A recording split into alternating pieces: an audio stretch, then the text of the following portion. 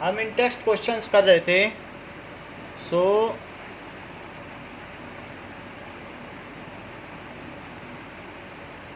in text question number 3, that is, what are the advantage of connecting electrical devices in parallel with the battery instead of connecting them in series? So advantages of parallel combination over series of resistors over series combination. Sir कौन सा page number?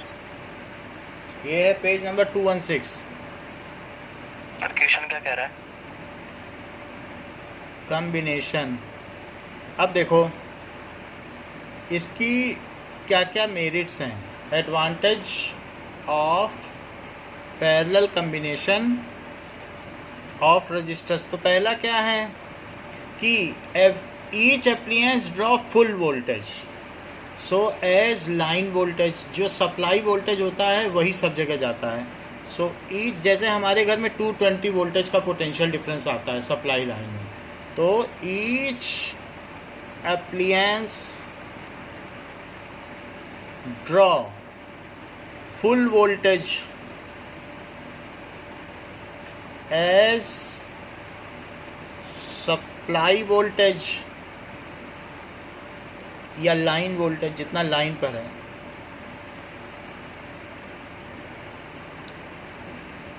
या फिर जो भी terminal voltage, battery के case में terminal voltage बोलते हैं. तो घर में जो हमारे वो सप्लाई वोल्टेज बोला जाएगा, बैटरी के केस में क्या बोला जाएगा? Terminal voltage. बहुत सारे नाम हैं इसके. So they work will with full efficiency. जितना ज़्यादा वोल्टेज दोगे उतनी ज़्यादा एफिशिएंसी के साथ काम करेगा. और वोल्टेज का बंटवारा कर दोगे तो बताओ एप्लियंस अच्छा काम करेगा. So they work with full efficiency. सारा पैसा एक ही दुकान में दे दोगे, सारी एनर्जी एक जगह दे दोगे तो वो कितना चमकेगी ज़रा सोचो. और सब जगह थोड़ा थोड़ा एक एक जूल बांटते चले जाओ तो उसमें शाइनिंग होगी, ब्रिलियंसी होगी क्या? घर से ले गए और सीरीज़ कम्बिनेशन में 10 दुकानें रास्ते में पड़ी, सब जगह एक एक जूल एनर्जी दो तो वो ज़्यादा चमकेगा कि एक ही जगह 10 जूल दे दोगे? तो दूसरी चीज़, as separate switching options are available. तो सबके लिए अलग अलग स्विचिंग ऑप्शंस आर अवेलेबल. तो separate switching options are available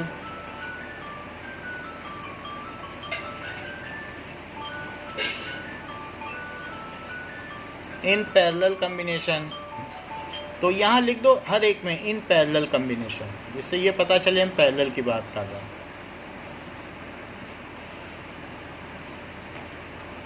in parallel combination.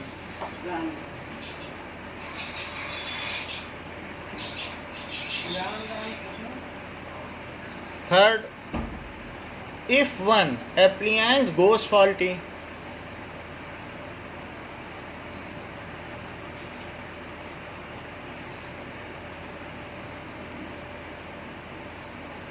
then current flows through other appliance.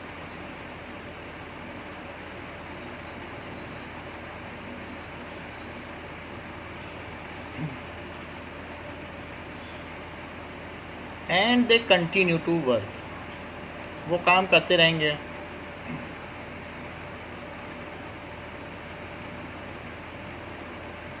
ऐसा नहीं होगा कि सर्किट ओपन हो जाए, क्योंकि हमने पहले भी देख लिया था उसके डिफरेंस में यही तीनों पॉइंट तो वहाँ भी लिखे थे. तो सारे जो दूसरे अप्लायंस हैं वो काम करते रहेंगे. अगर आपका इलेक्ट्रिक आयरन ख़राब हो गया तो हो गया, घर की ट्यूबलाइट जलेगी, टीवी चलेगा, फ्रिज चलेगा, ओवन चलेगा, सब कुछ चलेगा. अब देखो फोर्थ क्वेश्चन. सर मुझे फर्स्ट पॉइंट समझ नहीं आया.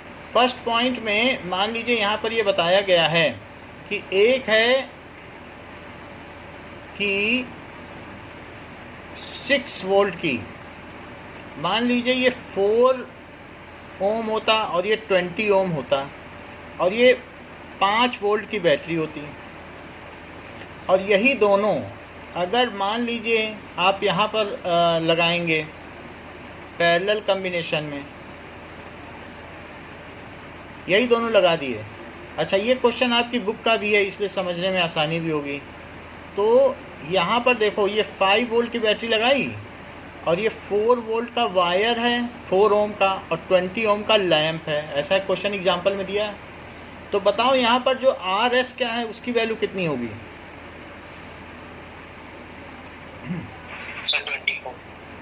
That is 24 ohm. तो V is equals to IR, तो इसमें करंट कितनी फ्लो हो जाएगी? V 5 है और ये 24 है और इंटू RS, तो RS क्या होगा? 5/24, ऐसा हो जाएगा। अब ज़रा देखो, तो 24 से इसको डिवाइड कर दें तो फिर हमें पता चल जाएगी कि इसमें that is equal to I का पता कर लें। 24 तो R हो गया, दैट इज़ I, तो करंट कितनी हो जाएगी पता चल जाए। अब देखो, तो I की जगह लिखो I और R की जगह लिखो 24, I और यहाँ लिखो 24। सो इट इज़ I कितना हो जाएगा? तो 24 से इसको 5 को 24 से डिवाइड कर लें, 24 से 5 को डिवाइड करें तो क्या चीज़ आ जाएगी? डेसिमल लगाया, 0 बढ़ा दिया, तो इट इज़ 48, 2 बच गया। तो हाँ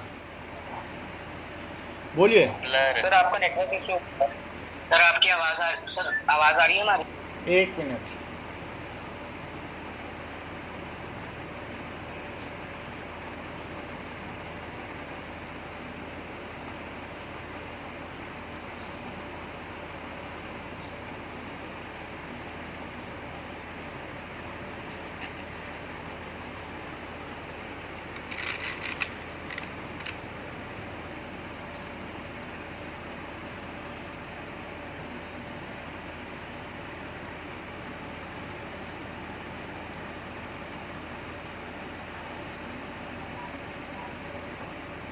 अब देखिए, तो यहाँ पर हमारे पास इसमें करंट कितनी होगी?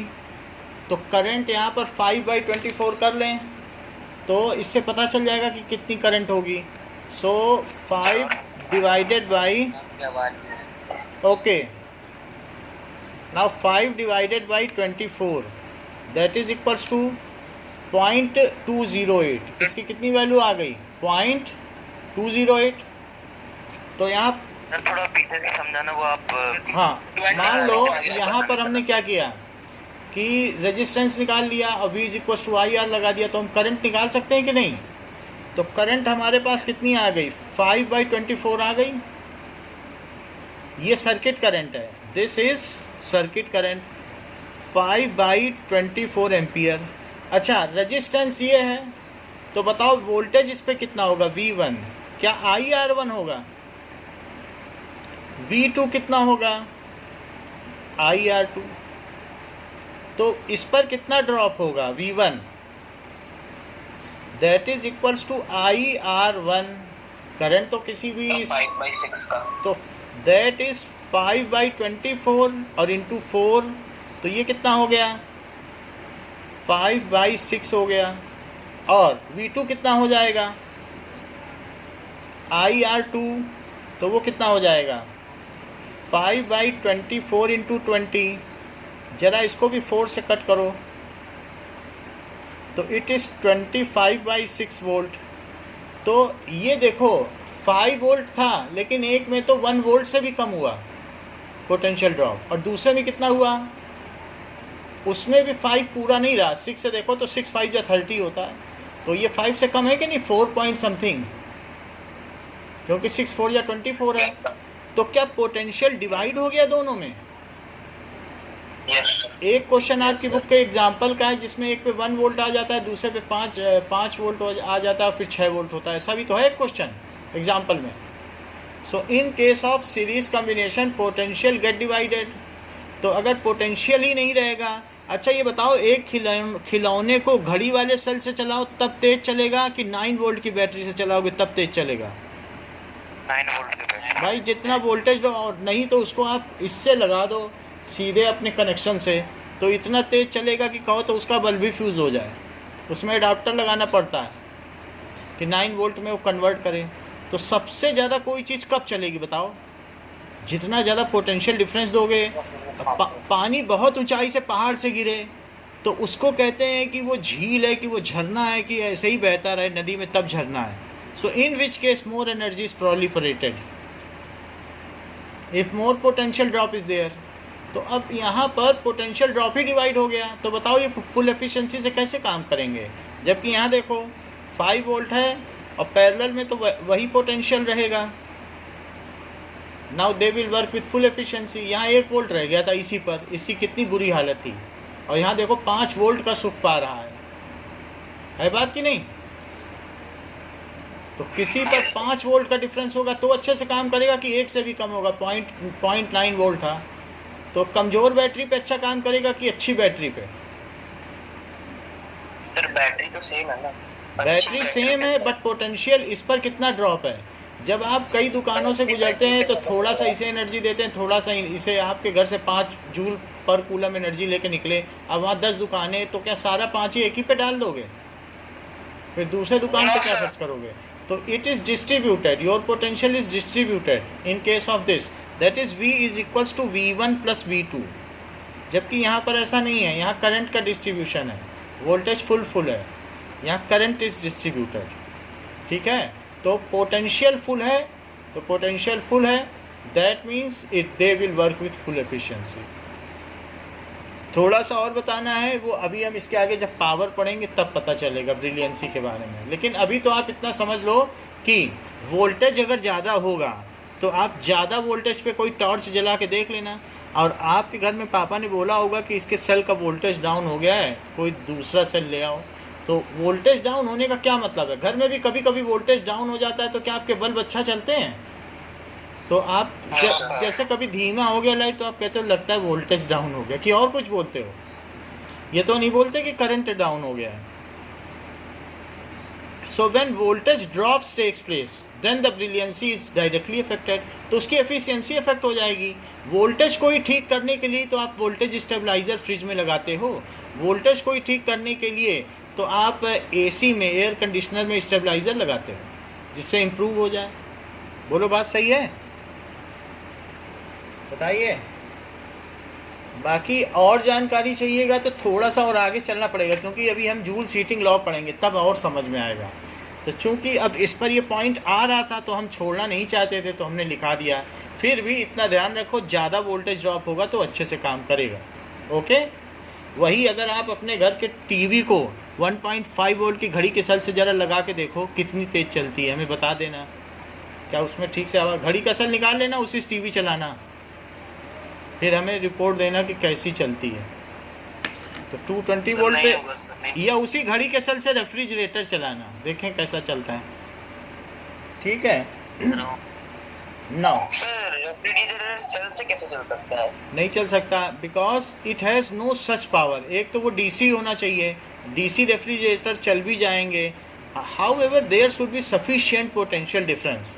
तो पोटेंशियल डिफरेंस से ही एनर्जी होगी। अब किसी अप्लायंस को कह रहे हो आप कि मैं यहाँ पर एक प्लस चार्ज रख देता हूँ और एक माइनस, अब इलेक्ट्रॉन से कह रहे हो ज़रा यहाँ चल के दिखाओ, तो ये इलेक्ट्रॉन दौड़ ही नहीं रहा है, कह रहा है अब एक पॉजिटिव चार्ज के लिए भला क्या चलना, एक प्लस चार्ज रखा है और ज़बरदस्त पॉजिटिव चार्ज लगा दो, भर दो यहाँ पर प्लस प्लस, और फिर देखो इसकी दौड़।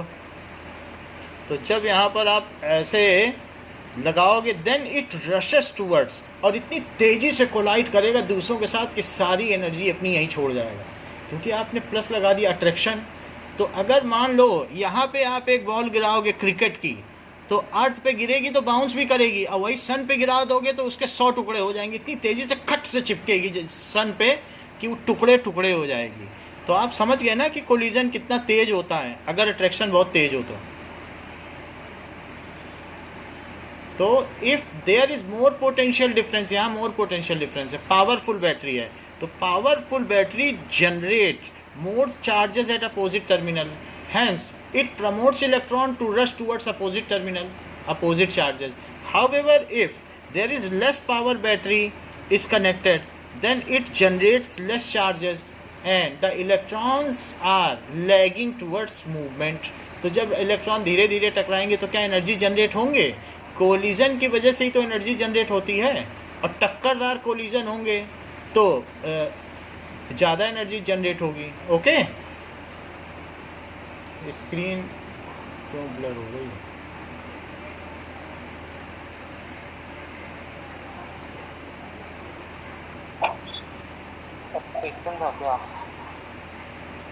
ओके, नाउ अभी कुछ ठीक है क्या?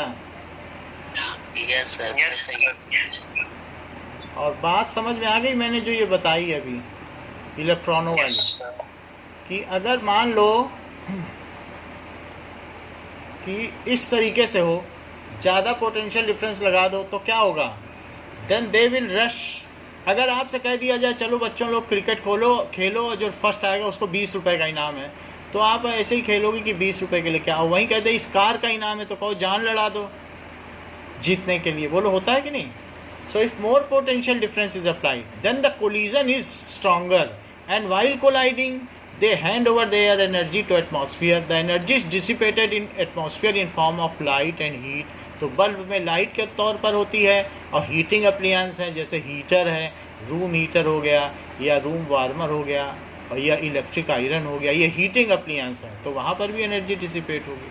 लेकिन कोलिजन अगर स्ट्रॉन्गर होंगे, और कोलिजन तो तभी स्ट्रॉन्गर होंगे जब पोटेंशियल ज़्यादा होगा, क्योंकि वो टर्मिनल्स पर बहुत सारे चार्जेस दे देगा. बोलो ठीक है?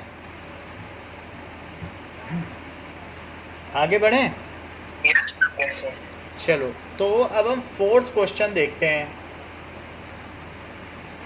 फोर्थ क्वेश्चन क्या कहता है? फोर्थ क्वेश्चन सेज दैट कि किस तरीके से 2, 3 और 6 ओम को कनेक्ट किया जाए कि 4 ओम बन जाए. कोई ऐसी ट्रिक है? 2 ओम, 3 ओम और 6 ओम को कनेक्ट करना है. And in what manner they should be connected, किस 4 ओम बन जाए, और in what manner they should be connected कि 1 ओम बन जाए. So let us try the different. हाँ बोलो. पैरेलल कनेक्ट तो हो जाएगा. बोलो. 1 ओम अगर हम उन्हें पैरेलल कनेक्ट करेंगे तो हो जाएगा. चलो, इन्होंने कहा कि तीनों को पैरेलल कनेक्ट कर लो. So we require, ठीक है, आर इफेक्टिव इज 1 ओम. तो उसके लिए ये सृजन ने बोला है ना? Yes sir. चेक कर लेते हैं इनकी बात में कितनी सच्चाई है. So 6 ohm, let us connect them parallel. ये पैरेलल कनेक्शन है तो इसमें एक्स्ट्रा लेंथ जरूर दिखाया करो, वरना पैरेलल नहीं माना जाता. एक एक्स्ट्रा टर्मिनल निकाला करो. Now in case of parallel combination, so if 2 ohm, 3 ohm, 6 ohm are connected in parallel,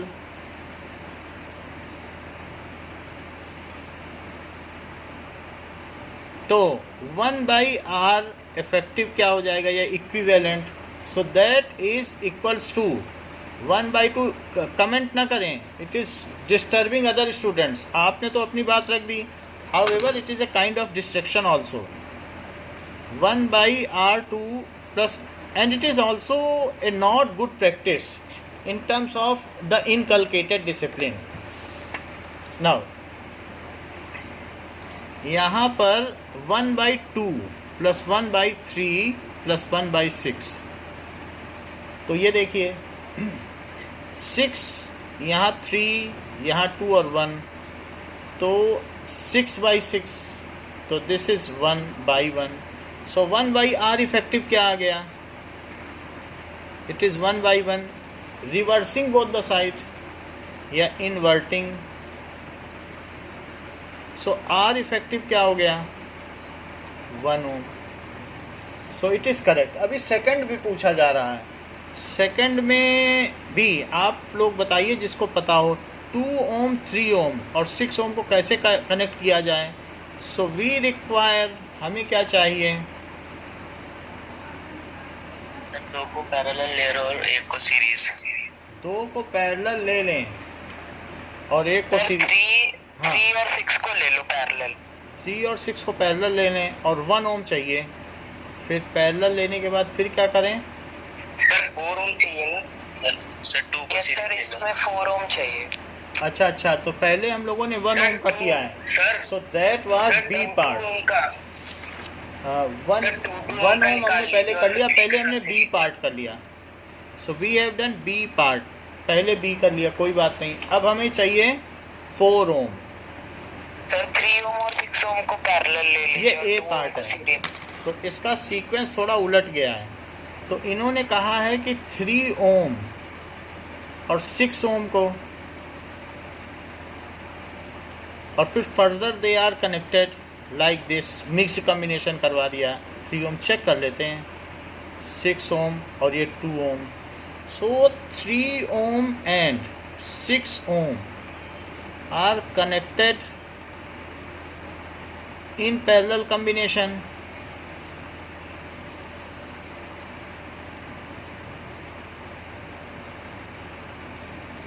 And further this combination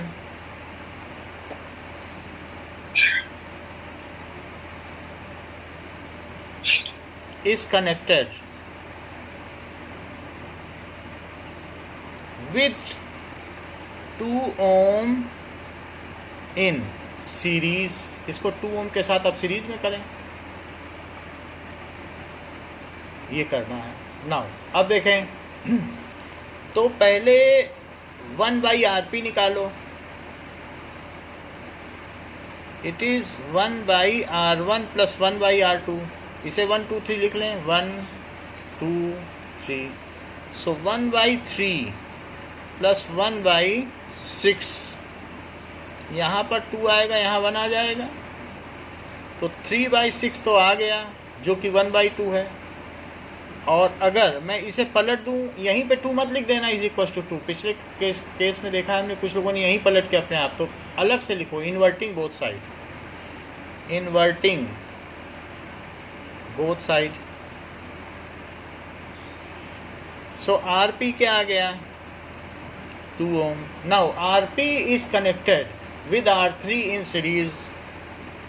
RP is connected with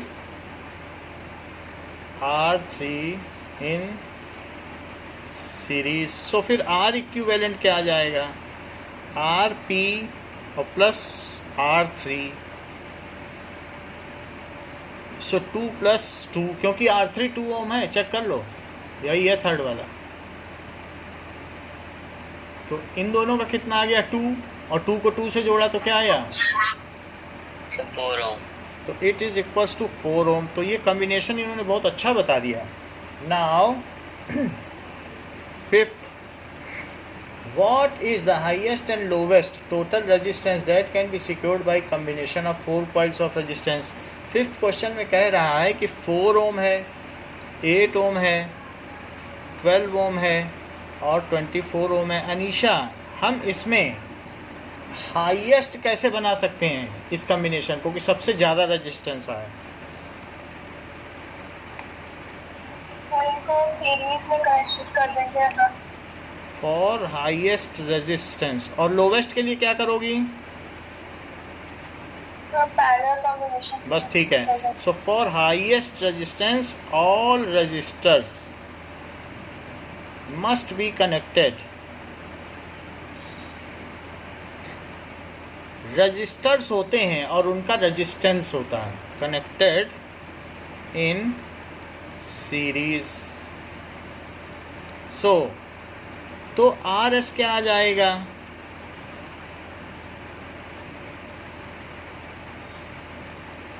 that is equals to 4 + 8 + 12। 48। Check कर लेते हैं। 12 + 12 24 + 24 48 ओम आ गया, जो कि हाईएस्ट है, greater than the greatest.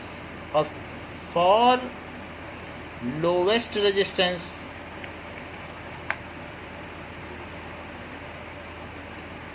all resistors are connected in parallel combination.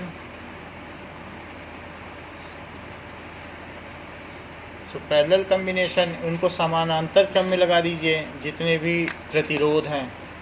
Now after connecting them in parallel combination what we will get? So 1/Rp is 1/R1 plus 1/R2 plus 1/R3 plus 1/R4. Let me check, एक बार ईशान देख लें फिर बताएंगे. 1/4, 1/12, 1/24. तो 24 तो ये हो गया 6 + 3 + 2 + 1. तो 6, 9 + 2 11 और 12, 12/24. हाँ बोलो सर, ये ऊपर वाले नंबर कैसे लेते हैं सर, वो मुझे समझ में नहीं आ रहा. ये ना, हाँ हाँ, इसको सर. देख लो. इसमें क्या होता है कि 4 से इसको डिवाइड करो तो क्या हुआ, 4 से 24 को डिवाइड करो और जो चीज़ आए उसका ऊपर वाले में मल्टीप्लाई करो. सर फिर 8 को 24 से 8 को 24 में डिवाइड करो और जो चीज़ आए उसका ऊपर में मल्टीप्लाई करो. Okay sir. मान लीजिए A/B है और यहाँ पर आपका दिया गया है BC, तो B को डिवाइड करो BC से. बोलो क्या आएगा? 2BC. C आएगा. C बोलिए ना, B × C = BC. तो अब C को ऊपर वाले में मल्टीप्लाई कर दो तो AC आ गया कि नहीं? Yes sir. मान लीजिए यहाँ पर D/C हो तो क्या आएगा? जरा C से डिवाइड करो, क्या आएगा C से इसको डिवाइड करने पे? B का ऊपर मल्टीप्लाई कर दो BD. ऐसे होता है. तो बाकी वही चीज़ की गई है. नाउ इट इज़ 1/, जवाब भी दिया करिए तभी तो सीखेंगे, आप रुक जाते हैं. सो 1/Rp is equals to 1/2. Inverting Rp is equals to 2 ohm. So it was very correct. Ishaan ने सही गेस किया. Now we will come to exercise. Exercise में आ जाइए. फर्स्ट क्वेश्चन,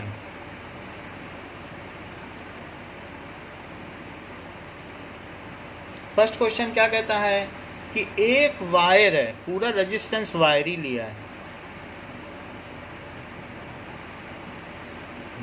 एक रेजिस्टेंस वायर को 5 इक्वल पार्ट्स में तोड़ दिया. 1 part, 2 part, 3 part, 4 part and 5 part. Equal part हैं सारे.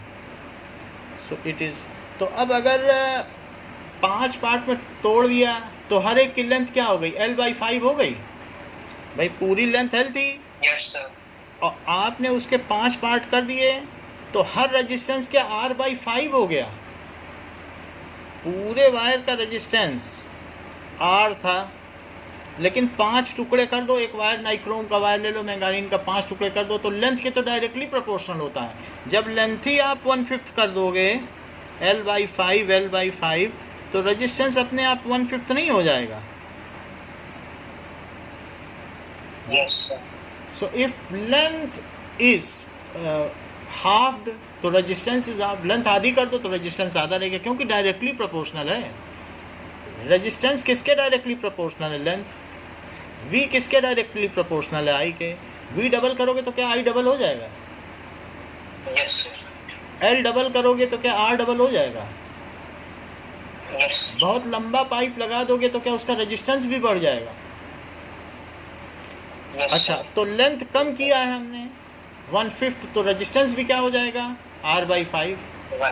Now resistance. So after cutting अगर हम इसको कट कर दें तो रेजिस्टेंस ऑफ ईच पार्ट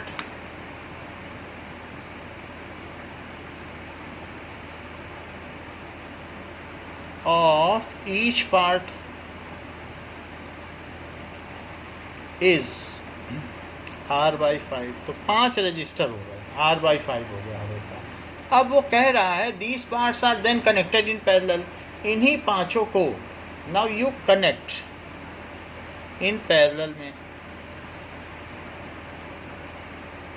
ये सबको पैरेलल में कनेक्ट कर दो।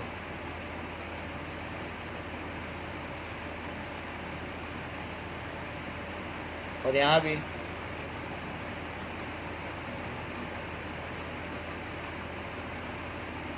सब हमने पैरेलल में कनेक्ट कर दिया। अच्छा, हर एक का रेजिस्टेंस क्या है?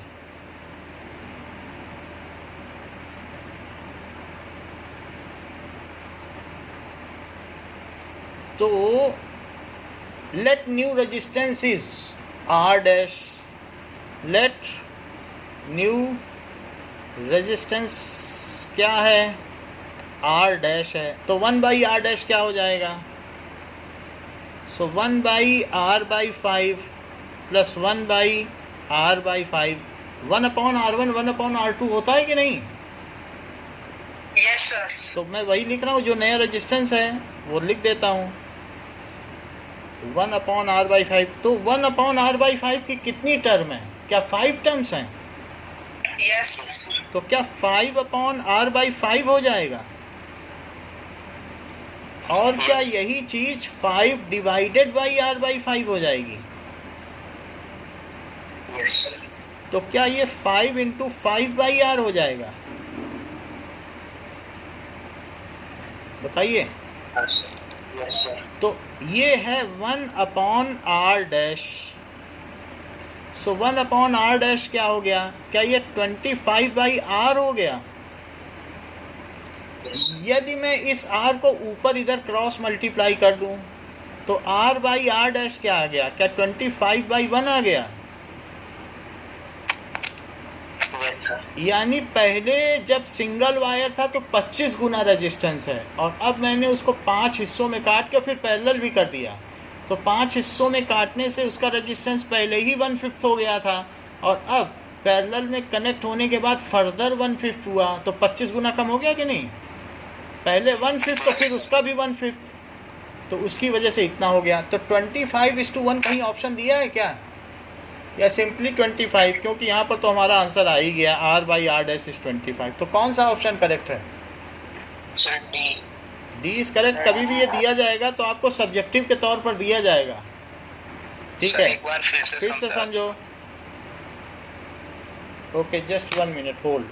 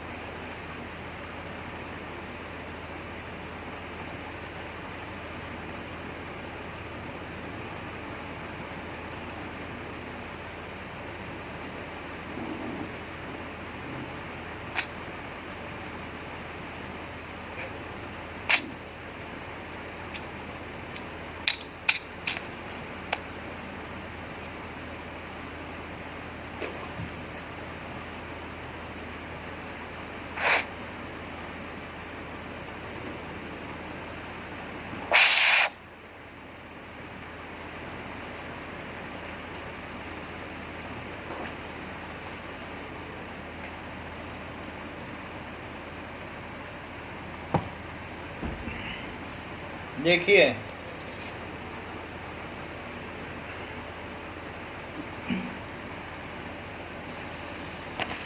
एक बार इसे और समझ लेते हैं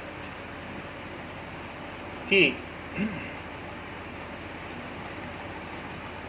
मान लीजिए कि एक वायर है, रेजिस्टेंस है, and it is connected to, it is divided into n parts. If wire is divided into n equal parts, तो अगर ये L लेंथ है और 10 हिस्सों में डिवाइड कर दिया तो बताओ लेंथ कितनी हो जाएगी? क्या हर एक हिस्से की लेंथ L/10 हो जाएगी क्या? 10 हिस्सों में काट दो, ठीक है? So new length will be L by n, बोलो बात सही है? Yes sir. अच्छा, और इसका रेजिस्टेंस R था, तो अब लेंथ कट गई तो रेजिस्टेंस भी कट जाएगा। Hence as R is equals to क्या होता है, रो L बाई ए होता है कि नहीं? सर। तो न्यू रेजिस्टेंस क्या हो जाएगा, तो that is now new resistance R new, या कुछ भी आप इसे डबल डैश लगा दो क्योंकि फाइनल वाले को R डैश बोला गया है, दैट इज। तो अब हम यहाँ पर क्या कह दें कि दोनों तरफ n से डिवाइड करो, R बाई एन इधर भी कर दो, अपने मन से कर रहा हूँ, और ये L बाई ए था और यहाँ भी n से डिवाइड कर दिया, इधर भी किया इधर भी किया। तो अब ये जरा देखो, तो अब हमारे पास क्या आ गया, रो और 1 बाई ए और L by n, so L by n हो गया, और this is R by n. तो ये नई लेंथ है, ये नया एरिया है, और ये नया क्या है, ये रो है, तो ये नया रेजिस्टेंस नहीं हो गया इस पार्ट का। या सिंपली भी लिख सकते हो, चूंकि नई लेंथ ये है so resistance will be R by n. अगर आधा करोगे लेंथ तो आधा रेजिस्टेंस रह जाएगा, और नहीं तो इससे समझ लो, so new resistance will be R by N. Okay, या ये भी कहा जा सकता है कि जैसे फॉर्मर और लेटर से करके समझते, इसे हटा दो। इतना आपने देखा, पहले रेजिस्टेंस कितना था, इतना, और लेटर में कितना हो गया बताओ, R डबल डैश लेके चलो, रो L डबल डैश, ए में तो बदलाव नहीं हुआ ना,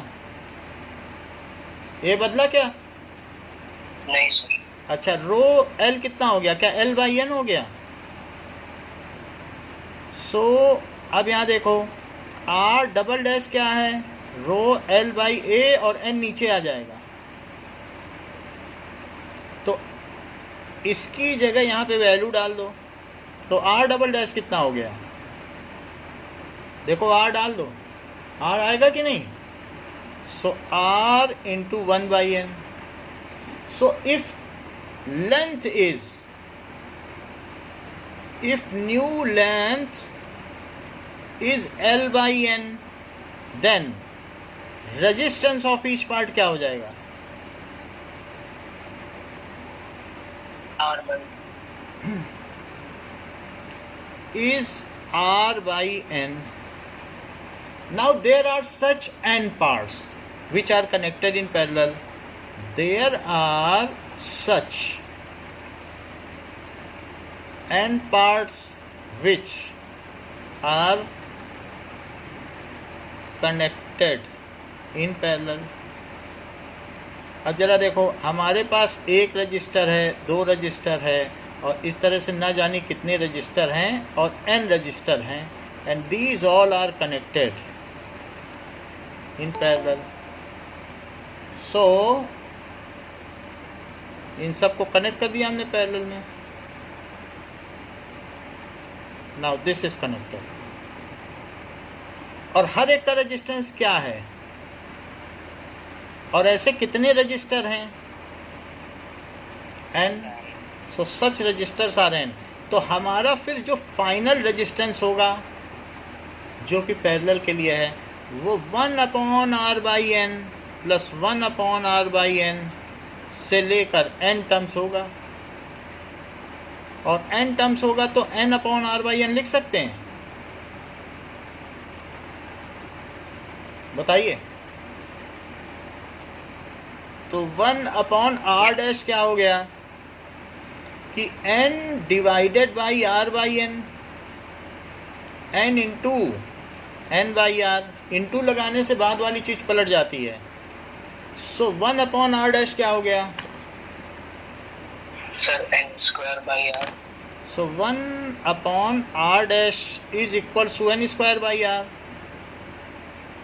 n स्क्वायर बाई R। तो R को इधर ले जाओ, इट इज़ n स्क्वायर। तो 5 हिस्सों में तोड़ा था, वेयर n क्या है 5। सो R बाई R डैश क्या आ जाएगा, क्या 5 स्क्वायर आ जाएगा, जो कि 25 है।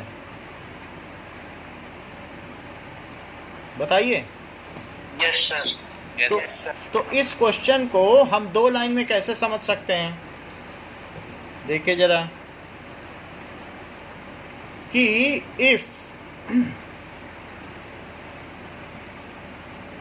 it is divided into 5 parts, if new length is r by 5 and l by 5, पांचवा हिस्सा कर दिया लेंथ को, l by 5, then new resistance क्या है,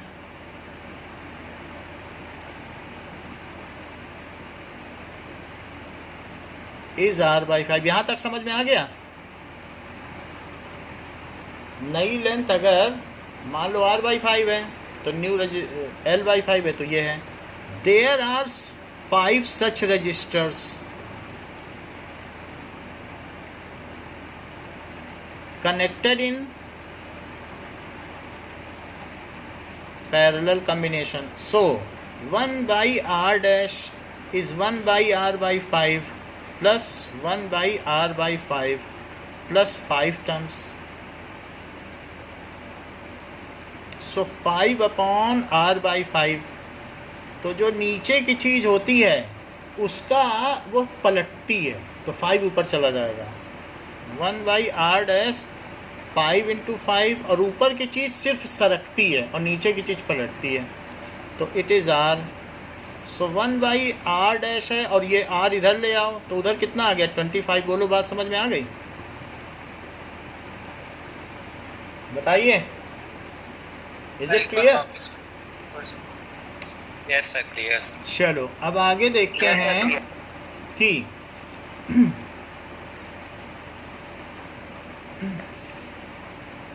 7th क्वेश्चन पे आइए। 7th क्वेश्चन क्या है, value of current flowing for the corresponding value of potential difference. So I और वी दिया है, ये ए में दिया है, ये वी में दिया है, वोल्टेज में 0.5 एम्पियर करंट फ्लो करती है, तो 1.6 वोल्ट लगाते हैं। अगर मैं 3.4 वोल्ट लगाऊं तो 1 एम्पियर की करंट फ्लो करने लगती है। अगर मैं 6.7 लगाऊं वोल्टेज पोटेंशियल डिफरेंस तो 2 करने लगती है। तो हमारे सर्किट में दोनों चीज़ें लगे हैं, वोल्ट मीटर से मैं वोल्टेज नाप रहा हूं और एमीटर से करंट नाप रहा हूं, और साथ में 13.2 में 4 की। जैसे जैसे पोटेंशियल डिफरेंस बढ़ाया जा रहा है वैसे वैसे करंट फ्लो बढ़ रही है। नाउ ठीक है, अब देखो इसे ग्राफ में बनाना होगा, तो हमारे पास अलग अलग केस हैं। सो ये first observation, second observation, third observation, fourth observation and fifth observation. तो टीचर ने आपसे कहा है कि एक हमारे पास ये सर्किट है, और सर्किट में यहाँ पर एक वोल्ट मीटर लगा दिया और एक इसी पे एमीटर लगा दिया, और एमीटर के बाद यहाँ उसने एक रीऑस्टेट लगवा दिया। बोला ये रीऑस्टेट है, नाउ रीऑस्टेट लगवा दिया, और फिर चाहो तो एक की लगा दो। और उसने कहा कि मुझे इस रेजिस्टेंस की रीडिंग चाहिए। अब देखो इसमें एक सेल भी लगाना है, क्योंकि सेल तो होना चाहिए, सो हमने ये सेल लगा दिया। ये प्लस है, ये माइनस है, ये एमीटर है। अच्छा, तो अब इसकी रीडिंग लो वोल्ट मीटर की और एमीटर की, लेकिन ऐसा कभी ना करना कि सिंगल रीडिंग लेना, क्योंकि ऐसे केस में आपके में एरर आ जाएगी। कभी कभी क्या देखने में फ्लक्चुएट होता है करंट। अगर आप किसी चीज़ के 10 ऑब्जर्वेशन लो, जैसे मान, हाँ बोलो सर, वो बीच में अपनी स्क्रीन पॉज हो गई थी सर। अच्छा, तो अभी ठीक है कि नहीं? एक बार ऑन ऑफ करो। अभी सही है सर, अब सही है, अभी सही है। ठीक है, यहाँ तक समझ में आ गया? अच्छा, यस सर। ये बताओ, अगर सिक्के को आप 5 बार उछालोगे तो अगर उसमें ये भी चांस हो सकता है कि 4 बार हेड हो जाए, 1 बार टेल आ जाए, चांस है कि नहीं? अगर सिक्के को 4 बार हेड आया, देख लेना, 4 बार हेड आ गया, 1 बार टेल आया, लेकिन उसी को अगर आप 50 बार उछालोगे तो हो सकता है कि 22 हेड आए और फिर 50 बार उछाला 28 टेल आए। तो बोलो रेशो फ़र्क आया कि नहीं? आधा आधा हो गया लगभग। और 1000 बार अगर उछालोगे तो हो सकता है 499 हेड आए और साथ में 501 टेल आए, यानी आपका मोर एग्जैक्ट हो जाता है। जब ज़्यादा ऑब्जर्वेशन लेते हो तब ये जान पाते हो कि there are equal probability of head and tail. लेकिन अगर 2 ही बार उछाला और दोनों बार हेड आ गया तो क्या ये सोच बैठोगे कि इसमें टेल कभी नहीं आएगा? So less observation always leads to erroneous result.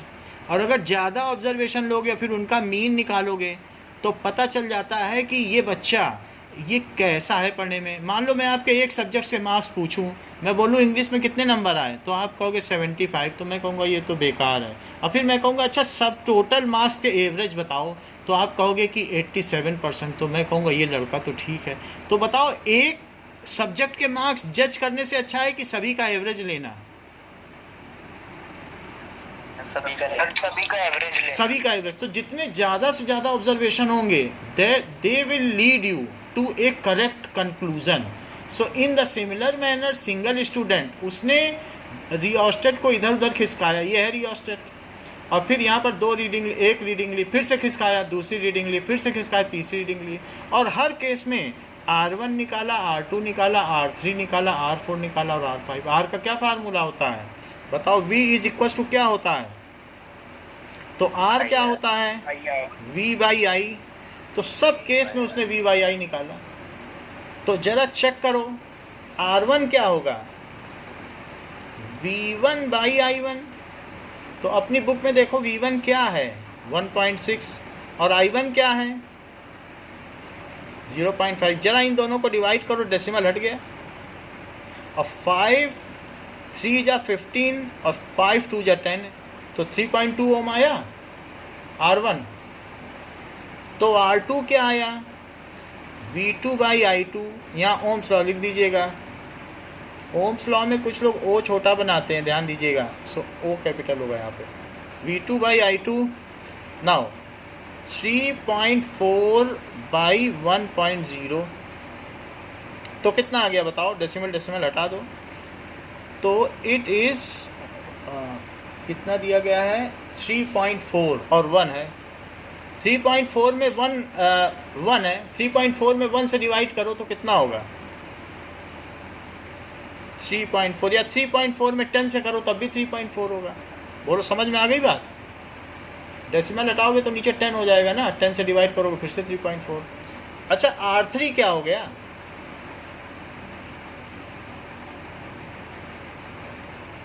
That is equals to 6.7/2।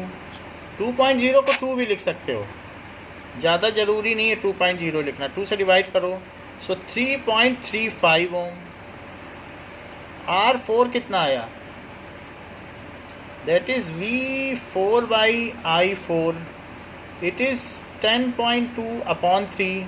तो 3 से करो, 3 3 जा 9 और 3 4 जा 12। फिर R5 कितना आ गया?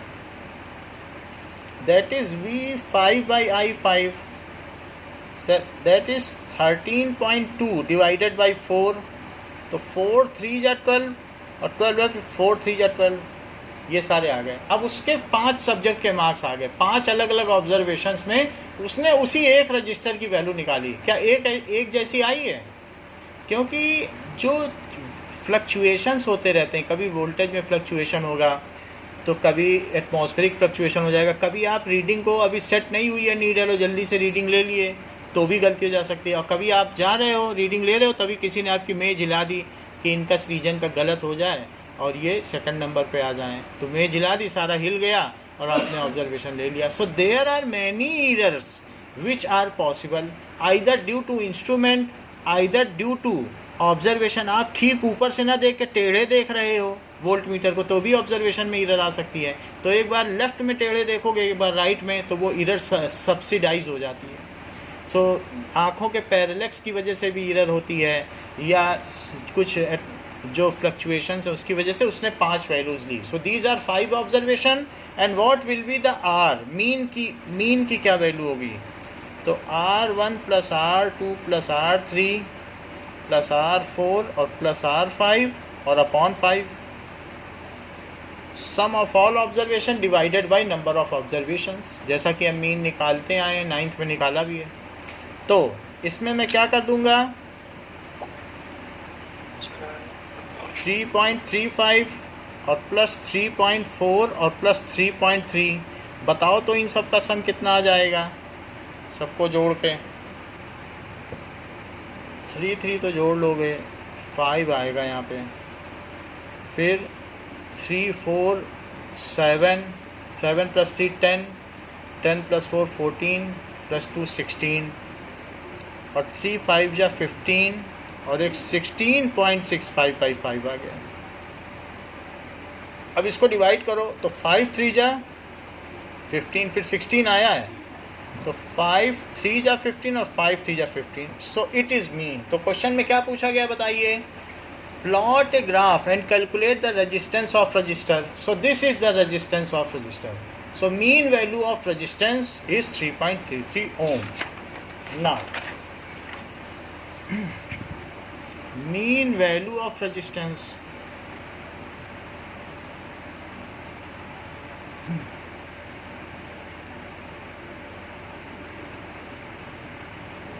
is 3.33 ohm. अब जरा प्लॉट कर लें ग्राफ को।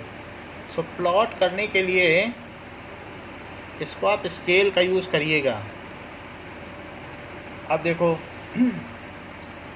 वोल्ट किधर लिया जाता है और करंट कहाँ ली जाती है, वोल्टेज हमेशा इस साइड लेना, और वोल्ट के आगे इसकी यूनिट वोल्ट है वो भी लिखना है, विद यूनिट लिखी जाएगी चीज़, और आई की क्या यूनिट है, एम्पियर। अब देखो यहाँ पर 1 2 3 4 5, 1 2 3 4 5, और यहाँ पर आपको 13 तक लेना है, तो कैसे लोगे, तो आप क्या करिए 2 2 करके ले लीजिए, 2 2 2 2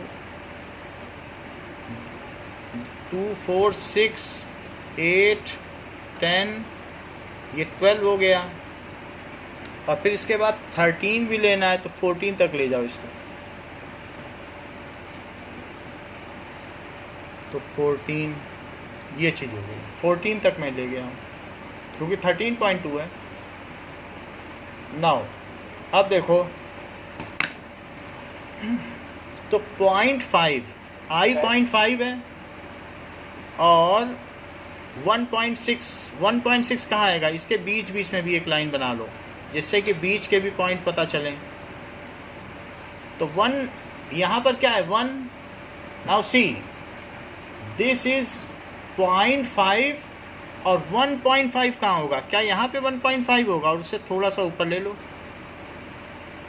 क्योंकि ये 1 है। सर आप पीछे वाला पेज सर रख दो सर, बता बोलो सर, पीछे वाला पेज, पीछे वाला, सो पीछे वाला पेज है तो उसमें क्या दिया है 0.5 और 1.6, तो पहले मैं एक्स एक्सिस में 0.5 लूँ और वोल्टेज कितना लूँ 1.6, तो देखो पहले 0.5 लिया, ये है 0.5, एक का आधा लिया, सो दिस इज 0.5, ओके।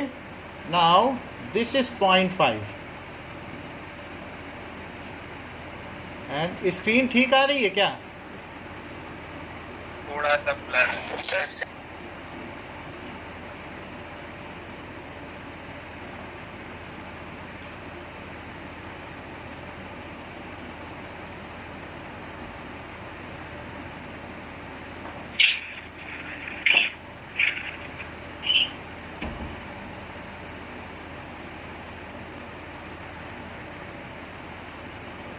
अब देखिए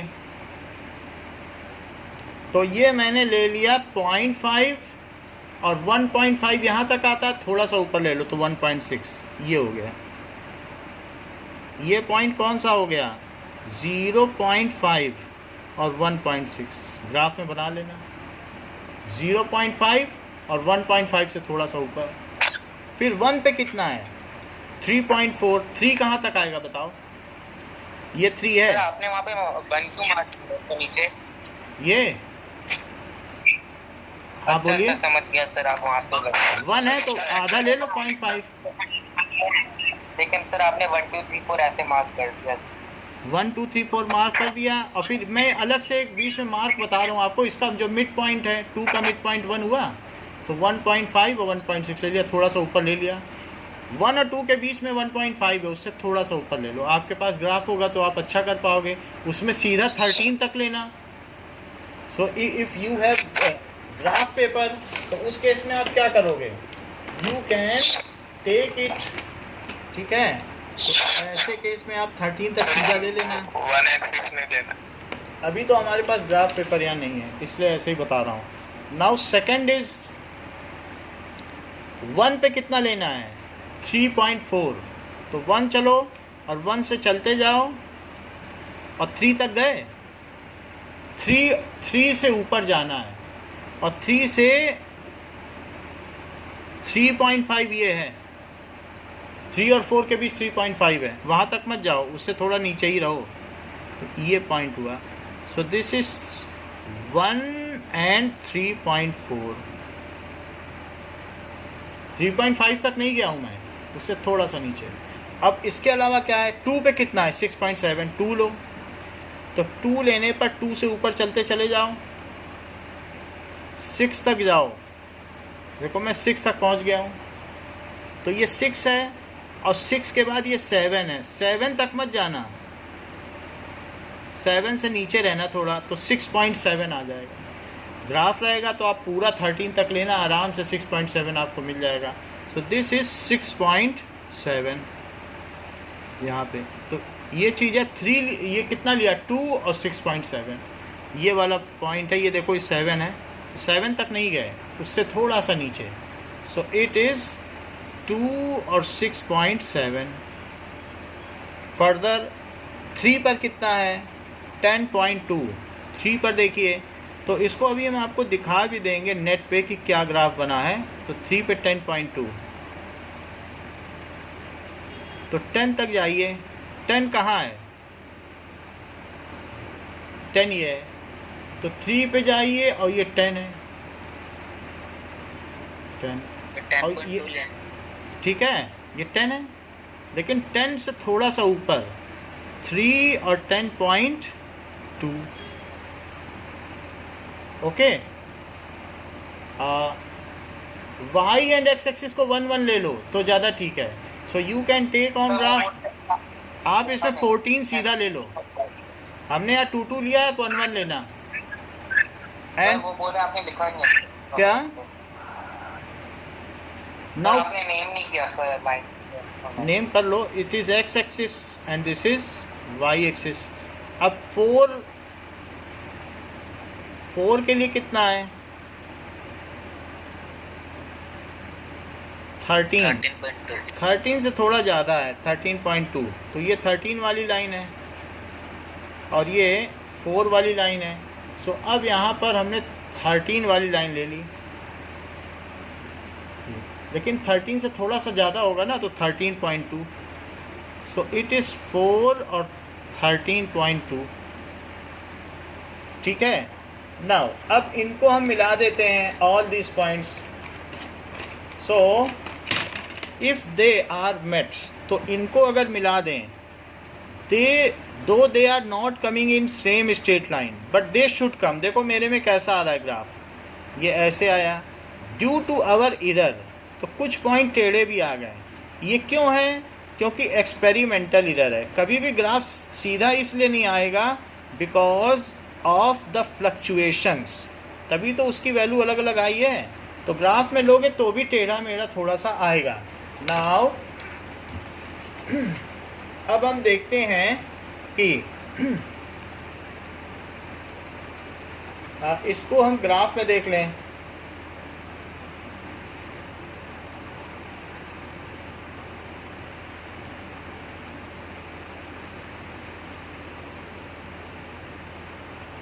Solution of class 10th Science Tiwari Academy Electricity।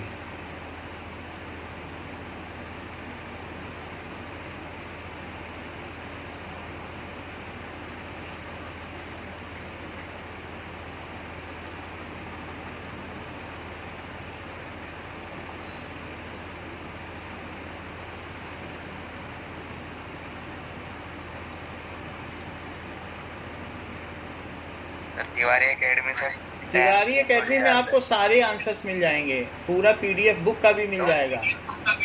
हाँ सर, बहुत इजी होता है। हाँ, नाउ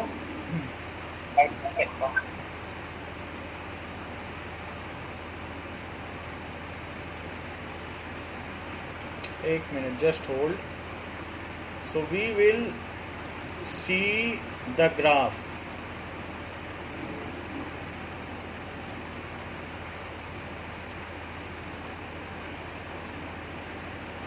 सर तिवारी एकेडमी अब जरा देखो, इसमें ये दिया गया है, तो in this it has been given the graph, तो वो थोड़ा सा टेढ़ा मेढ़ा आएगा, though it is not expendable, but ये दिया गया है, तो जो भी ग्राफ थोड़ा बहुत टेढ़ा मेढ़ा आएगा, इसमें 1 2 3 4 पूरा ले लीजिएगा। सो एक बार और दिखाते हैं आपको।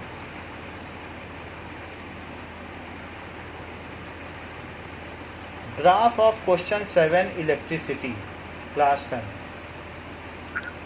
सर बाईजूस का खोल लीजिए सर, उसमें अच्छा आता है।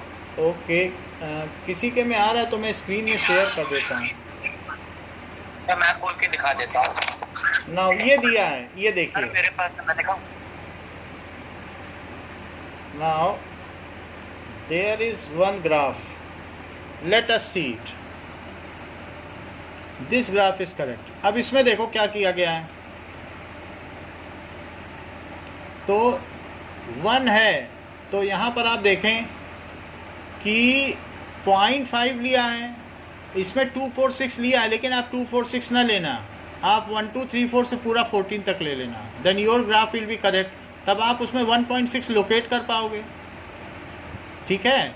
सो यहाँ पर क्या लोगे बताओ, इस एक्सिस पे 1 2 3 4, तो 1 और 2 के बीच में जो 16th खांचा होगा वही 1.6 होगा। सो इस तरीके से कर लेना। सो इसी ये जो है आपका क्या है, अभी इन्होंने 2 ले लिया, सो 2 लेने पे प्रॉब्लम है, क्योंकि फिर आपको एसेस नहीं कर पाओगे किसी चीज़ को। सो या 1 लेना या 2 लेना या 3 लेना, ऐसे करके आप सीधा जब ड्रॉ करोगे देन। सर मेरे पास एक रखा है, उसमें 1 2 3 ले रखा है। 1 2 3 है, तो उसको जरा उसको डालो वीडियो के सामने तो मैं दिखा दूँ। स्क्रीन शेयर कर। ओके, सर दिख रही है स्क्रीन? हाँ अभी 1 मिनट, किसकी स्क्रीन में है? सृजन आपके में है? कुणाल में ना दिख रही है। कुणाल के में है? हाँ सर। ये देखो, थोड़ा सा और इसको बड़ा करो, तो इसमें ये देखो, ये चीज़ है, इसमें क्या दिखाया गया है, तो इसमें इन्होंने इधर वोल्टेज ले लिया, पलट दो इसको, एक्सिस वोल्टेज के नीचे नहीं लेनी है, वोल्टेज हमेशा वाई एक्सिस पे लेना है, ठीक है, और करंट किधर लेनी है, एक्स एक्सिस पे। सो graph should be like this. इसमें एक्सिस का चेंज है, बाकी चीज़ें ठीक हैं, वी इधर ले लेना, तो ये 1.6 जरा देखो, आपको दिखाने के लिए यहाँ बहुत क्लियर है, ये 0.5 है 1.6, तो बाकी आप ले ही लोगे, एक्सिस बदल देना, देखो कितने अच्छे से दिखाया गया है, और 3.4 दिख रहा है, 1 पे 3.4, बोलो समझ में आई बात? 0.5 पे 1.6, ये 1.6 दिख रहा है, it is so clear, okay. और ये देखो ऐसे जो भी वैल्यू दी गई है, और उन कोऑर्डिनेट्स को भी दिखा देना, at certain places it is also given that, जहाँ पर ये वैल्यू दी गई है, कुछ पॉइंट्स पर लाइन लेकर भी दिखा दिया गया है, तो that also can be done, ठीक है। Now you can remove. अब देखो so it should come almost linear, जैसे इनका ग्राफ लीनियर आया है, और जो मैंने नेट में दिखाया ये तो हमारी एरर थी, क्योंकि ग्राफ में गैप इक्वल नहीं है, छोटा गैप है बड़ा गैप है, तो उसकी वजह से एरर आई है। Otherwise there should be slide bending and it should be almost linear. आगे देखो कि नेक्स्ट इज सिक्स क्वेश्चन का एक पार्ट बाकी था। सिक्स क्वेश्चन में क्या हम लोगों ने लेंथ निकाल ली थी? 122 पॉइंट कितनी निकाली थी? 67। किसी को याद है क्या लेंथ?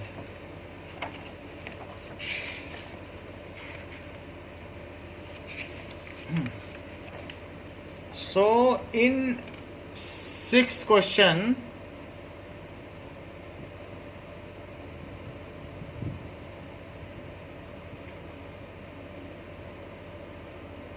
डबल।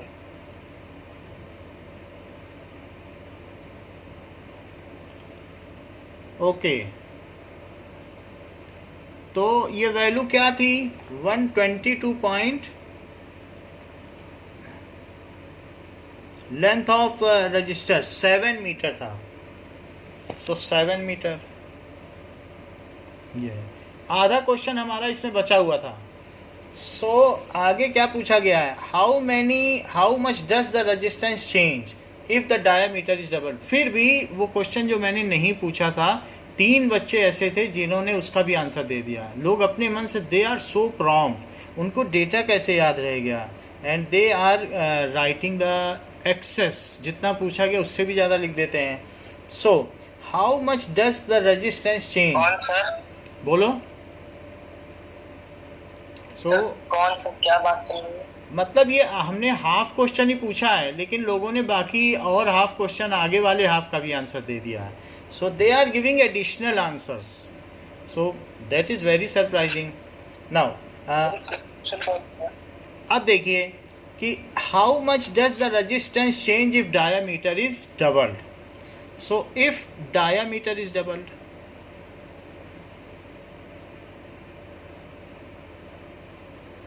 डायामीटर डबल किया जाएगा तो क्या होगा? किसी चीज़ का डायामीटर डबल कर दिया गया है। सो आर क्या होता है? d/2। और अगर मैं डायामीटर डबल करूं तो क्या जो रेजिस्टेंस होगा वो भी डबल हो जाएगा? सो you can see if diameter, क्योंकि डायरेक्टली प्रोपोर्शनल है, so you can say that कि r डैश क्या होगा? d'/2 new diameter. लेकिन वो नया डायामीटर क्या है?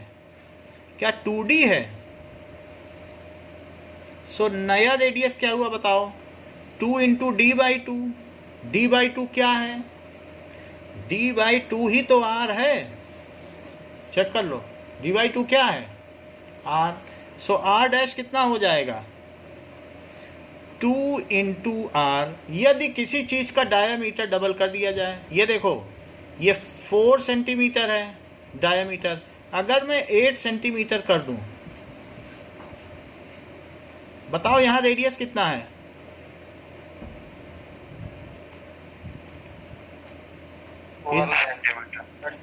2, और अभी कितना हो जाएगा?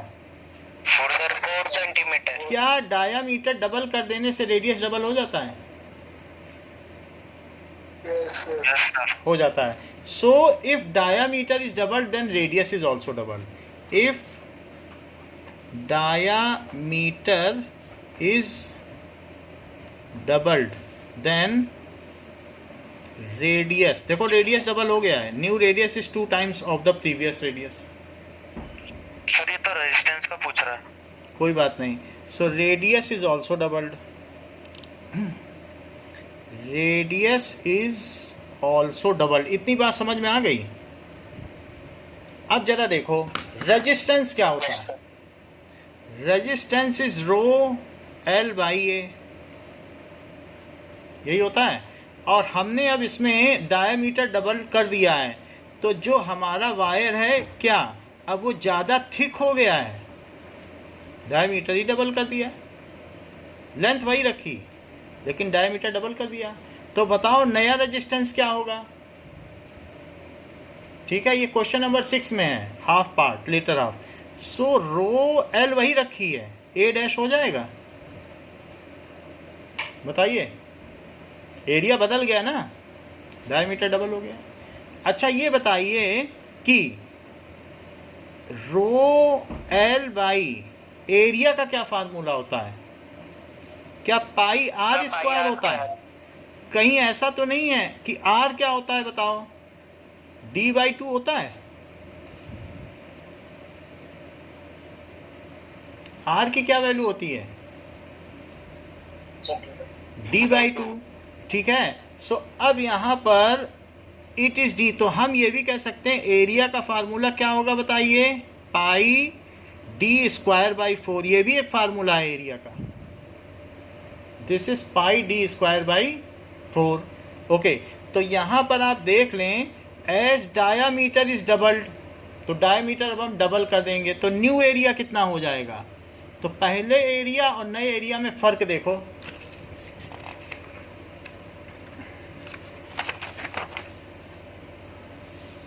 Now initially what was the area, that is pi r², so area is pi d/2², so what is area, pi d²/4, और न्यू एरिया बताओ, पाई r², सो पाई d'/2², रेडियस बदल गया ना, d बदल गया। नया डायमीटर कितना है, क्या वो 2d है, पहले का डबल है? चेक करो, ये पुराना एरिया और ये नया एरिया, तो मैं ये देखना चाहता हूं कि क्या डायामीटर डबल करने से एरिया भी डबल हो जाएगा। कितने लोग सहमत हैं? एनीबडी इज एग्रीइंग कि डायामीटर डबल करोगे तो एरिया भी डबल हो जाएगा, कि nobody is agreeing? Yes sir. चलो, तो जब ये डिसएग्री कर रहे हैं कि भाई नहीं होगा ऐसा, लेट अस सी, और ऐसा ये क्यों कह रहे हैं। देखो, पुराना एरिया, नया एरिया, आर को क्या लिखा जा सकता है, इस तरीके से लिखा जा सकता है कि d'/2, ये इट इज d/2, ये d'/2, so it is pi 2d/2। Otherwise इसे क्या कहा जा सकता है, पाई d²/4 अलग लिख लो और 2 का स्क्वायर अलग लिखो इंटू 4। अच्छा, इसकी वैल्यू किसके इक्वल है, यहां से देख के बताओ। New area is a into 4, तो क्या डायामीटर डबल करने से एरिया 4 गुना हो गया? अच्छा, अभी जो इन्होंने बोला, उन्होंने हो सकता है कुछ दूसरा रेशनलाइजेशन लगाया, वो भी देखें। एरिया कितना है, पाई r², डायामीटर डबल कर दिया तो क्या रेडियस भी डबल हो जाएगा? बोलो, इतना तो, इतने से तो एग्री करते हो कि नहीं? यस। तो मैं इसकी जगह क्या 2r लिख दूं? यस। अच्छा, तो a' क्या हो गया, पाई r² इंटू 4, और पाई r² की जगह क्या लिख दूं, that is equals to a into 4। तो न्यू एरिया 4 गुना हो गया कि नहीं? यस। आप ऐसे देख लो कि एरिया इनिशियल और एरिया फाइनल। अच्छा, पहले एरिया कितना था, क्या पाई r² था, और नया एरिया क्या है, पाई 2r² है। बोलो, रेडियस डबल हो गया कि नहीं? तो पाई से पाई कटा और r² से r² कट गया, तो 2 का स्क्वायर बचा कि नहीं? हाँ सर, 4 आ जाएगी। तो ai/af it is equal to 1/4। So af क्या हुआ, इसको ऊपर ले जाओ और इसको इधर ऊपर ले जाओ, तो 4ai is equals to af, तो फाइनल एरिया इज 4 टाइम्स। भाई कोई ना कोई बात तो समझ में आई होगी, 2-3 चीजें बताई हमने। बोलो, इतनी बात आपको क्लियर है कि एरिया 4 गुना हो जाएगा, या अभी भी कुछ लोग कहते हैं कि एरिया डबल हो जाएगा? तो फिर मैं उन्हें किसी और तरीके से समझाऊं, बताओ। अब देखो, क्लियर है, अब ये क्लियर होने पर अब देखो कि रेजिस्टेंस पे क्या फर्क पड़ेगा। r/r' रो l/a और रो l/a', क्योंकि मैंने सिर्फ एरिया ही बदला है, रो से रो कटा, l से l कटा, तो r/r' is equals to 1/a और 1/a'। ऊपर की चीज़ सरकती है और नीचे की चीज़ पलटती है, 1/a सिर्फ खिसक जाएगा, क्योंकि ऊपर का न्यूमरेटर ऊपर बना रहेगा और नीचे का न्यूमरेटर नीचे बना रहेगा, बाकी डिनोमिनेटर अपनी जगह बदल देते हैं। तो r/r', तो ये 1/a, देखो सरक के नीचे आ गया है और नीचे वाला पलट जाएगा, तो 1 और ये a'। यहाँ तक बात सही है? Yes sir. अच्छा ये बताओ कि जो नया एरिया है क्या वो 4 गुना ऑफ द पुराना एरिया है? बोलो नया। Yes sir. अभी हमने आपको दिखाया नया एरिया इस 4 गुना ऑफ द पुराना एरिया, तो a और a कट गया, तो r/r' इज इक्वल्स टू 4। अब क्वेश्चन में क्या पूछता है, कहता है how much does the resistance change, तो न्यू रेजिस्टेंस क्या हो जाएगा, r' को उधर ले जाओ या इसे पलट ही दो। तो बताओ r'/r क्या होगा, r'/r it is 1/4, so that is r' कितना हो गया 1/4r, यानी new resistance will be 1/4 of the previous resistance. अच्छा कुछ लोगों ने ये किया, if area becomes 4 times then resistance will be 1/4 because it is inversely proportional. यहीं पे लिख दिया, उनका भी सही है भाई, एरिया 4 गुना बढ़ा दोगे तो क्या रेजिस्टेंस 1/4 नहीं हो जाएगा? बताइए, इज इट क्लियर? सर हो जाए। तो वही चीज़ है, उसी चीज़ को आप अलजेब्रा लगा रहे हो घुमा फिरा के, है वही चीज़, चाहे ऐसे कर लो वैसे कर लो। a' को 4a लिखना है सब कटने के बाद, फिर यहाँ पे भी कर सकते हो कि what is r', r is equal to 4r', so r' is equal to r/4, है वही अलजेब्रा। समझ में आ गई बात? नाउ अब देखें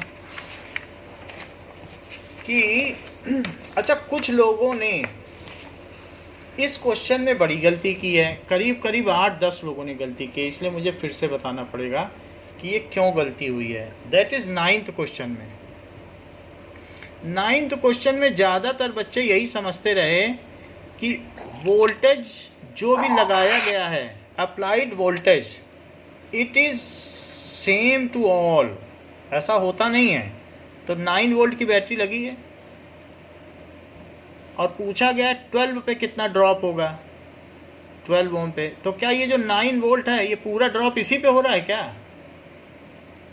ऐसे कैलकुलेट किया है जैसे कि इन्हीं पे ओम्स लॉ लगा दिया है। तो R1 सारे रजिस्टर लिखो, 0.3 ओम, 0.4 ओम और 0.5 ओम, तो RS कितना आ जाएगा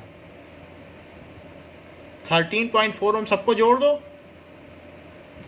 I कितना आ जाएगा, V इज इक्वल टू क्या होता है IRS, तो 9 इज इक्वल टू, पहले तो सर्किट की करंट निकालो ना, तो बताओ 9 is equal to IRS, IRS की जगह क्या लिखोगे 13.4 लिख देना। सो I कितना आ जाएगा 9 अपॉन 0.67 एम्पियर, 0.67 एम्पियर आ गया। जब I आ गया, अब इसके बाद यहाँ लिख देना ओम्स लॉ, तो अब 12 पर तो पोटेंशियल ड्रॉप एट 12 ओम ऐसे लिखो। तो अब कैसे निकालोगे, V dash is equals to IR dash. कुछ लोग डैश भी नहीं लगाते, V is equals to IR लिखते जाते हैं सब में। ऐसा नहीं करना है, अगर अलग अलग पे निकाल रहे हो तो V1 V2 V3, और जो अनचेंज है उसमें सिंबल मत चेंज करो, जो चेंज हो रहा है उस पर करो। तो दैट इज V डैश हमें निकालना है। सर्किट करंट कितनी है 0.67 और R कितना है 12, तो 12 से मल्टीप्लाई करो तो 96, तो इट इज़ 104, तो 10 पॉइंट, ये कितना आ गया 12 से मल्टीप्लाई करना है इसको 0.67 को, ज़रा इसको ठीक से करें, 0.67 को 12 से,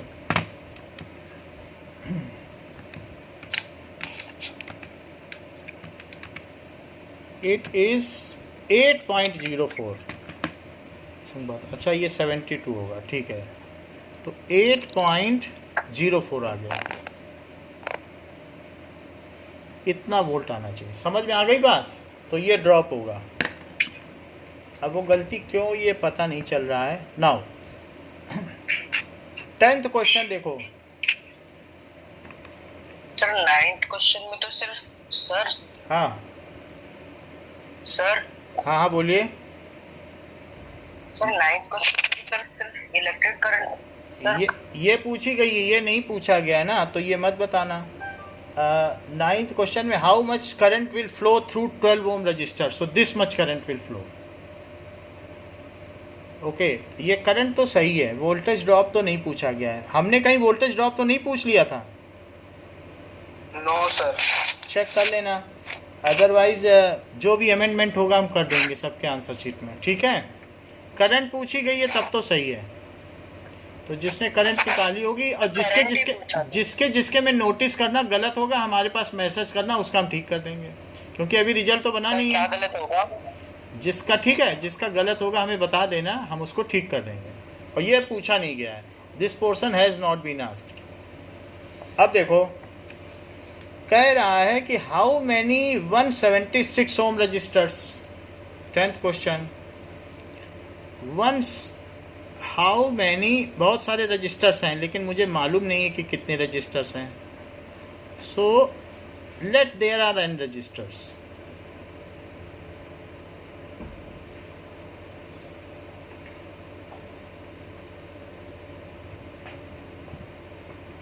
ये और इसको किससे कनेक्ट किया गया है? 220 वोल्ट सप्लाई लाइन से। हाँ बोलिए। सर मैंने चेक किया सर आपने सिर्फ करंट पूछा था सर।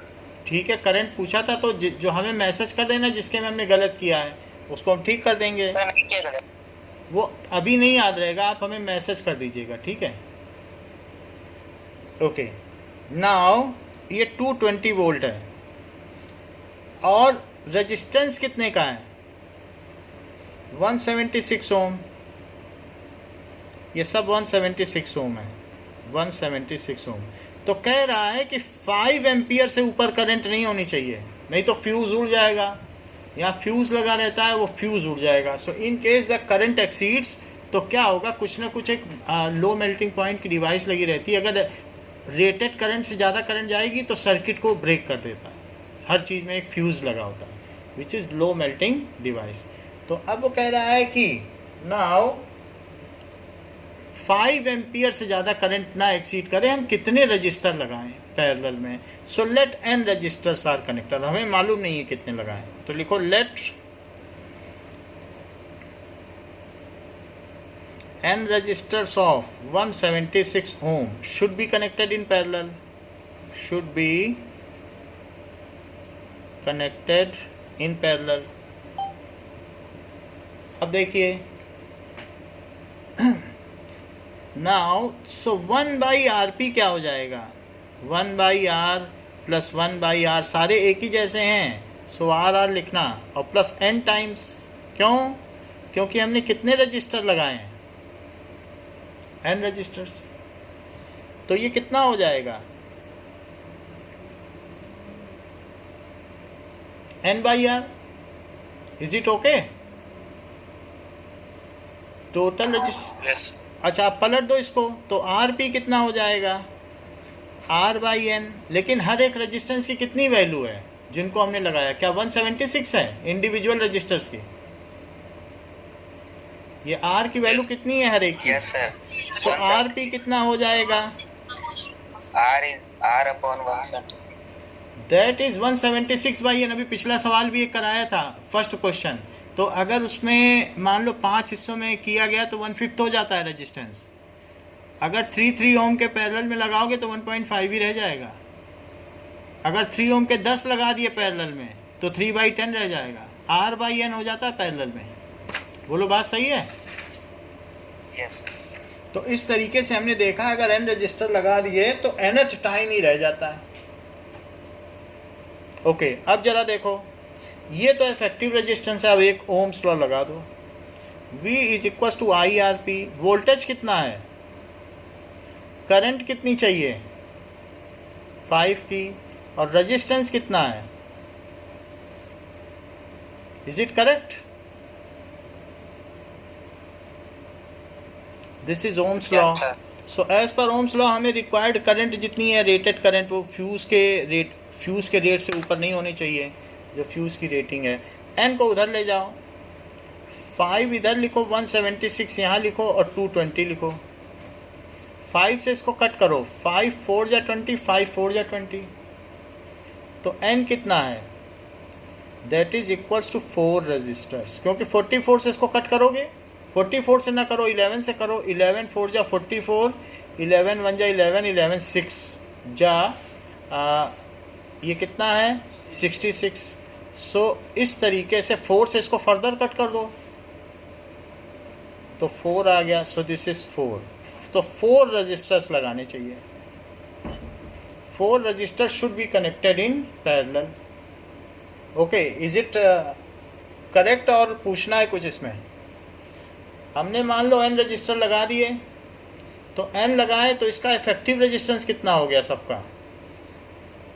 करने के लिए फार्मूला लगाया पैरेलल वाला, तो पैरेलल का किया 1/r 1/r, तो n/r पलट दिया r/n। r की वैल्यू कितनी है हर एक रजिस्टर की? क्या ये 176 है?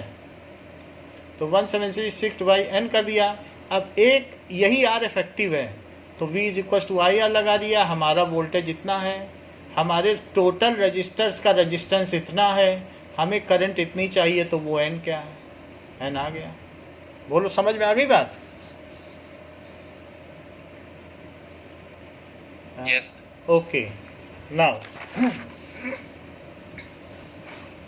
एक और क्वेश्चन है, 11th क्वेश्चन देखिए। 11th क्वेश्चन क्या कहा गया है कि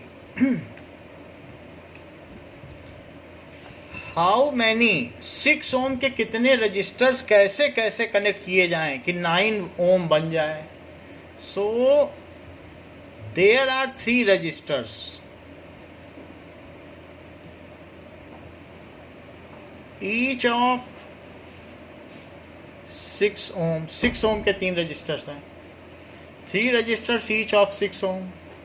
सो अब पहला क्या पूछ रहा है? टू गेट R इफेक्टिव या R equivalent is equal to 9 ohm. क्या तरीका अपनाएं? कोई बता सकता है? सर पहले 2 पैरेलल लगा दो और 1 सीरीज लगा दो।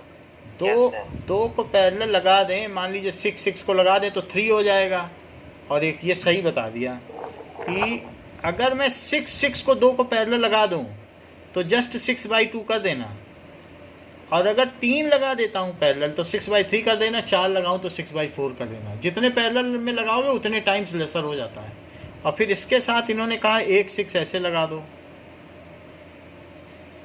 और इसे A और B एंड लिख लो टर्मिनल्स को, कि इन्हीं के बीच मुझे इफेक्टिव निकालना है। This is 1, this is 2, this is 3। So 2 resistors are connected in parallel. 2 6 ohm resistors are connected in parallel, and further this combination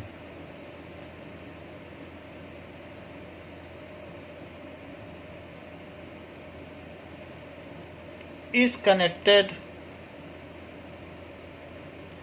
in series with 1 6 ohm register. ऐसा कर दिया। अब जरा देखिए, सो पैरेलल में जो है पहले उनका करिए, 1/R12। सो 1/R, क्योंकि सभी R ही R हैं, सो 1/6 + 1/6, तो 1 2 भी लिख सकते हो या पैरेलल भी लिख सकते हो। तो 6 आ गया। 6 से 6 में डिवाइड करो, 1 आया। 1 से 1 में मल्टीप्लाई करो, 1 आया। 6 से 6 में डिवाइड करिए, 1 आया। तो दिस इज 2/6 या 1/3। सो 1/R12 इज 1/3। इसको पलट दो, सो R12 क्या हो गया? 3 ओम। Now it is connected with 6 ohm in series. So फिर R इक्विवेलेंट क्या हो गया, R12 और प्लस R3, 3 के साथ सीरीज में लगाओ उसको, इनका 3 ओम आ गया है और 3 के साथ 6 को लगा दो सीरीज में, तो कितना आ गया, 9 ओम। अच्छा सेकंड में क्या पूछता है, कहता हमको तो 4 ओम चाहिए। To get R equivalent is equal to 4 ohm, कोई तरीका है? तो पहले 2 को सीरीज में कनेक्ट कर दो। अच्छा लो मैंने कर दिया, 2 को 6 ओम और 6 ओम को सीरीज में कनेक्ट कर दिया। और सर एक पैरेलल लगा दो, इन दोनों के पैरेलल, इन दोनों के पैरेलल कह रहे हैं लगा दो, चेक करें क्या ऐसा हो सकता है। तो ये A पॉइंट हो गया, ये B पॉइंट हो गया। Late us see whether it will work. So 2 resistors are connected in series, 2 6 ohm resistors are connected in series, and further this combination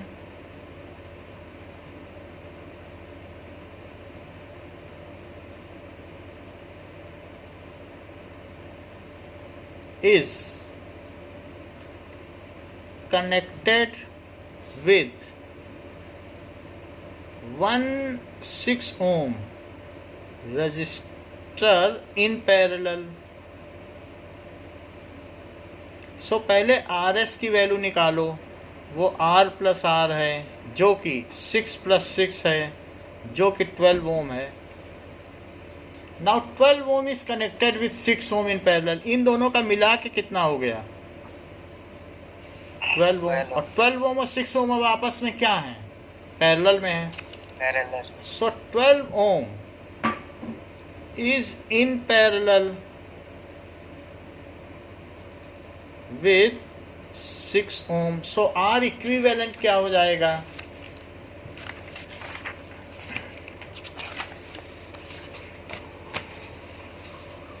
now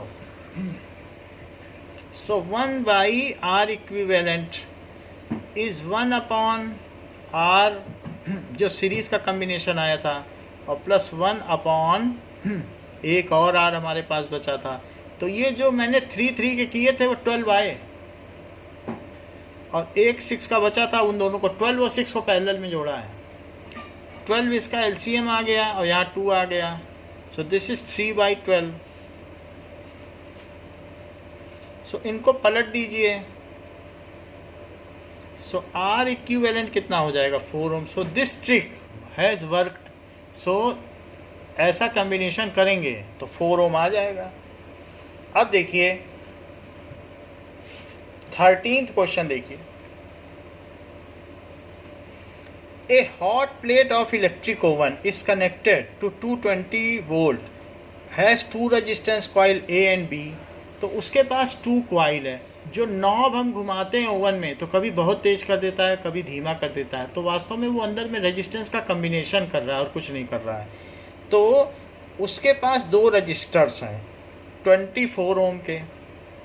so 2 registers हैं, ये भी 24 ओम का है और ये भी 24 ओम का है।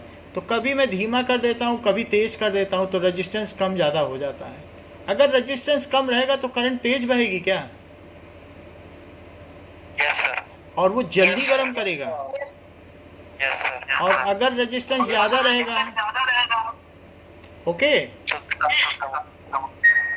If resistance is more, mute करिए किसी की आवाज, okay, if resistance is more then there will be lesser current, तो वो फिर इफेक्टिवली हीट नहीं कर पाएगा। नाउ अब आगे पढ़ो, कह रहा है ईच ऑफ 24 ओम रजिस्टर्स, उसे सेपरेटली भी यूज़ किया जा सकता है, इन सीरीज़ भी यूज़ किया जा सकता है और इन पैरेलल। कह रहा है तीनों केसेस में करंट बताओ, और 220 वोल्ट की हमारे घर की सप्लाई लाइन है, उसी से कनेक्टेड है। तो पहला, इफ़ यूज्ड सेपरेटली,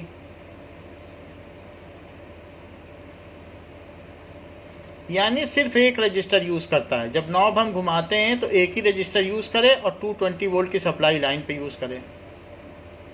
और ये 24 ओम। तो करंट कितनी होगी, सब में करंट बतानी है। इफ़ यूज्ड सेपरेटली तो V is equals to IR। अब जरा देखो 220 is equals to I into 24। तो I क्या हो गया 24। इसको कट करो तो किससे कट हो जा रहा है 110 एंड दिस इज 12। और भी कट हो जाएगा तो 6 से 55 जाएगा और डेसिमल लगाओ 1। नाउ इट इज सर 9.16 आ रहा है। 9.16 आ जाएगा, ठीक है। Yes sir. So I is equals to 9.16 ampere. Second देखिए, if used in series. Sir वो 6 को अप्रॉक्स करके 7 कर लो। 7 भी कर सकते हैं। 6 के बाद फिर 6 आएगा क्या, अब 36 40 आ जाएगा। 7 कर लो, क्योंकि 6 आता रहेगा तो 7 कर लीजिए इसको।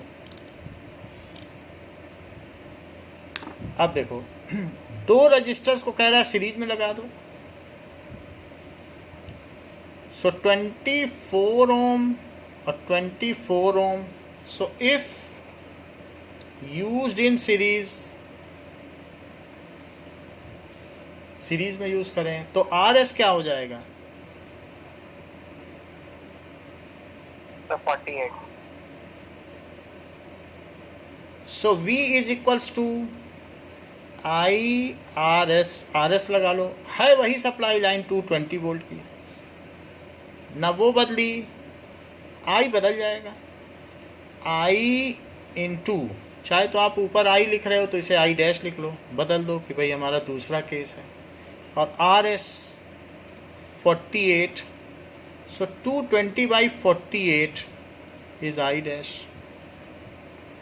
ओके, तो पहले तो आप 4 से कट कर लें, 4 5 या 20 एंड 4 5 या 24 से इसे भी कट कर लें, 12 आ जाएगा। तो अब 12 से 55 कट करो। नाउ इट इज 15, तो 7 बचा, डेसिमल लगा के 0 बढ़ाओ, फिर 10 बच गया तो 4.58 आ गया। सो 4.58 एम्पियर। ये सेकंड केस हो गया। थर्ड केस देखिए, इफ यूज्ड इन पैरेलल,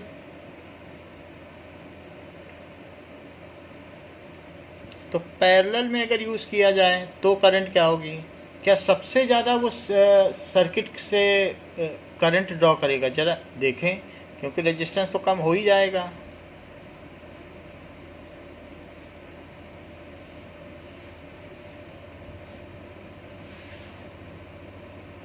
ये so this is 24 ohm and this is 24 ohm, so 1/RP is 1/24 plus 1/24, so ये चीज़ कितनी हो जाएगी, that is 1 plus 1, तो 2/24, तो 1/12। और अगर हम पलट दें so तब क्या होगा, after inverting, so RP will be